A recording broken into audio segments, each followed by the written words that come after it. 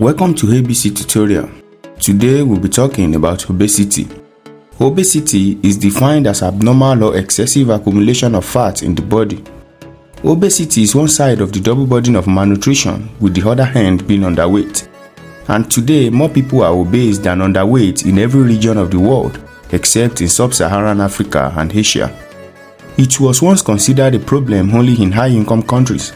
However, overweight and obesity are now on the rise in low and middle-income countries, particularly in the urban settings. The prevalence of obesity worldwide is increasing and is projected to double by the year 2030, particularly in the industrialized nations such as the United States, Canada, and most countries in Europe. Prior to 1970s, obesity was a relatively rare condition. However, in 1997, the World Health Organization formally recognized obesity as a global epidemic. Obesity and overweight are traditionally diagnosed based on the body mass index of the individual. A person with a BMI between 25 to 29.9 is said to be overweight. Someone with a BMI value ranging from 30.0 to 34.9 is said to be mildly obese, that is obesity class 1. Any adult with BMI between 35.0 to 39.9 belongs to obesity class 2 or moderate obesity, while an individual with BMI of 40 and above is said to be morbidly obese or obesity class 3.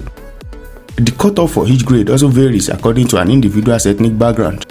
For example, a BMI of 23 to 27.5 defines overweight in Asian populations, with values of 27.5 to 32.4 being mild obesity, 32.5 to 37.4 being moderate obesity, and 37.5 being morbidly obese. Because of the limitations associated with BMI interpretations in certain groups of individuals such as athletes and the elderly, some authorities advocate a definition of obesity based on percentage body fat. For men, a percentage of body fat greater than 25% defines obesity.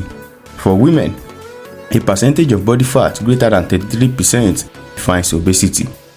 Other indices that can be used to estimate the degree and distribution of obesity include skin thickness and various anthropometric measures such as waist and hip circumferences. Other methods for accurately determining body fat include dual energy radiographic absorptiometry or DEXA scanning, abdominal computed tomographic scanning, magnetic resonance imaging MRI, and bioelectrical impedance. However, these methods are mostly limited to clinical research. Obesity is usually associated with a host of comorbidities which include metabolic comorbidities such as type 2 diabetes mellitus, metabolic syndrome and dyslipidemia, respiratory comorbidities such as obstructive sleep apnea and respiratory infections, psychological comorbidities such as social stigmatization and depression.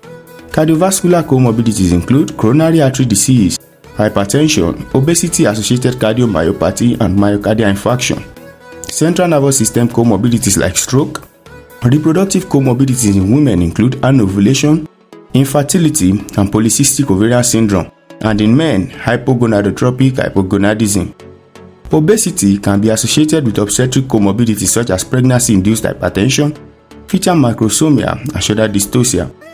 Gastrointestinal comorbidities include gastroesophageal reflux disease (GERD), gallbladder disease like cholecystitis and cholelithiasis, and non-alcoholic steatohepatitis. Orthopedic comorbidities include osteoarthritis and coxa vara. Cutaneous comorbidities associated with obesity include acanthosis nigricans, hirsutism, and increased risk for cellulitis and carbuncles. Some malignancies such as endometrial cancer, multiple myeloma, and colon cancer have been associated with obesity. Standard laboratory studies in the evaluation of obesity include fasting lipid panel, which may reveal dyslipidemia, which typically involves reduced high-density lipoprotein HDL and elevated fasting triglyceride concentrations. Cholesterol and low-density lipoprotein may be elevated. Liver function tests usually yield normal results in most obese patients. However, elevated transaminase levels may indicate non-alcoholic steatohepatitis or fatty infiltration of the liver. Thyroid function test results are also typically normal. However, doing the thyroid function test may detect primary hypothyroidism. All patients with obesity should be screened for diabetes by determining the fasting blood glucose level and serum hemoglobin A1C concentration.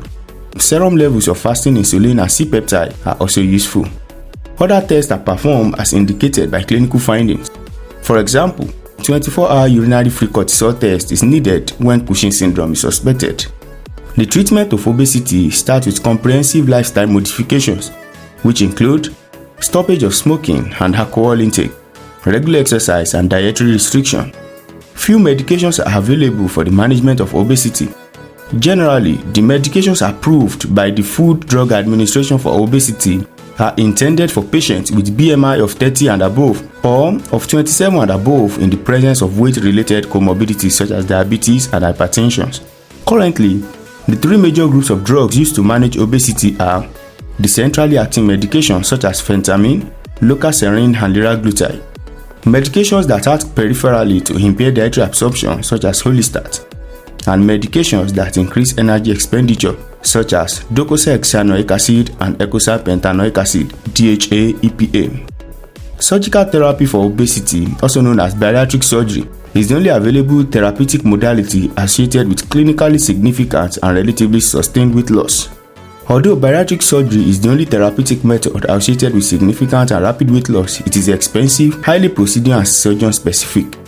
The criteria for patient selection for the surgery include individuals with BMI greater than 35, regardless of the severity or absence of comorbidities, or people with BMI of 30 to 34.9 with metabolic disease. Among the standard bariatric procedures are the following: Roux-en-Y gastric bypass, adjustable gastric banding, gastrectomy, horizontal and vertical banded gastroplasty, and so on.